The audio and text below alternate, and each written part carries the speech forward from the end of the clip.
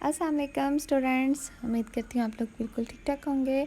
आज हम जो पढ़ रहे हैं वो है स्टैटिस्टिक्स है और बिज़नेस स्टैटिस्टिक है हमारा बेसिकली सब्जेक्ट। तो सबसे पहले हम पढ़ लेते हैं कि स्टैटिस्टिक की डेफिनेशंस और उसका मीनिंग पढ़ लेते हैं कि स्टैटिस्टिक्स है क्या और उसको कैसे यूज़ करते हैं, उसका मतलब क्या है।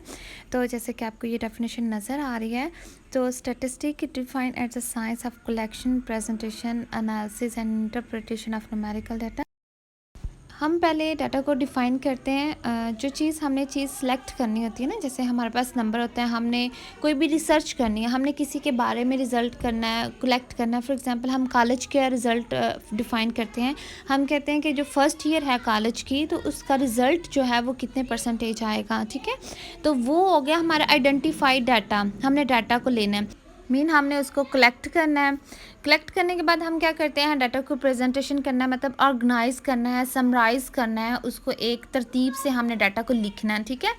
उसके बाद देन हमारे पास एक स्टेप होता है एनालिसिस का। एनालिसिस होता है हमारा एक ऐसा टूल है, एक फार्मूला है जिसके ज़रिए हम रिज़ल्ट को लेके आते हैं ना, रिज़ल्ट बताते हैं। लास्ट में आपके पास आ जाता है इंटरप्रिटेशन, मतलब आपने उसको बताना है कि रिज़ल्ट आपका कैसा आया। चलिए मैं एक दफ़ा अगेन रिपीट करती हूँ कि हमारे पास जो स्टैटिस्टिक्स होती है वो क्या होती है। स्टैटिस्टिक्स सबसे पहले हम डाटा को आइडेंटिफाई करते हैं, डाटा को कलेक्ट करते हैं, उसकी प्रेजेंटेशन एनालिसिस करके उसका रिज़ल्ट जो हमारे पास होता है उसको इंटरप्रेट करते हैं, मतलब हम बताते हैं कि रिज़ल्ट आपका क्या आया है, ठीक है। उसके बाद हम बात करते हैं स्टैटिस्टिक्स की टाइप्स की।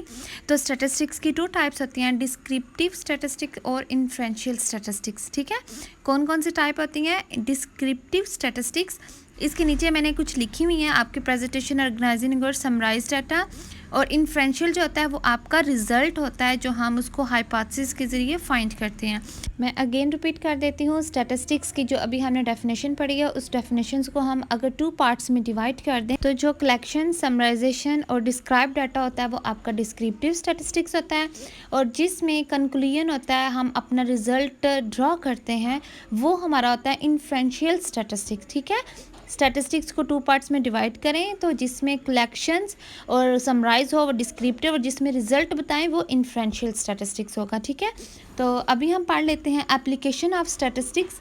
एप्लीकेशन बहुत ज़्यादा है इसकी स्टैट्स की, जिनमें से चंद हम डिस्कस कर लेते हैं।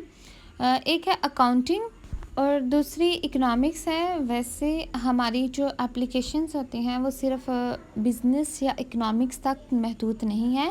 स्टैटिस्टिक्स आजकल ऐसा सब्जेक्ट है जो हर सब्जेक्ट के लिए बहुत ज़रूरी होता है, क्योंकि ये हमें एक एनालिसिस करके हमें रिज़ल्ट ड्रा करके देता है। किसी भी रिसर्च में, किसी भी आप कंपनी में चले जाएं, किसी भी आप ब्रांच में जाएं, डिफरेंट कंपनीज़ हैं, वो डिफरेंट कंपनीज़ जो है ना, उनको चलाने के लिए, अपना लॉस या प्रॉफिट देखने के लिए वो इनको यूज़ करती हैं। स्टैटिस्टिशियन को अपना रिज़ल्ट एनालिसिस करवाते हैं। सबसे ज़्यादा स्टैटिस्टिक्स को यूज़ किया जाता है इकोनॉमिक्स में और बिज़नेस में, अकाउंटिंग में जो है ना इस्तेमाल किया जाता है, क्योंकि इसके अंदर हमारे पास एक सैम्पलिंग प्रोसीजर होते हैं और कंडक्ट करते हैं हमारे सैम्पल्स को, और उससे एनालिसिस करके हमें रिज़ल्ट बताते हैं। इकोनॉमिक्स इसमें हमारे पास क्या होती है, इंफॉर्मेशंस होती हैं जो फोरकास्ट करके हमारे फ्यूचर में बताती हैं कि आपको कहाँ पे नुकसान हो रहा है या कहाँ पे आपको लॉस हो रहा है, ठीक है। आई होप आपको समझ आ गई हो।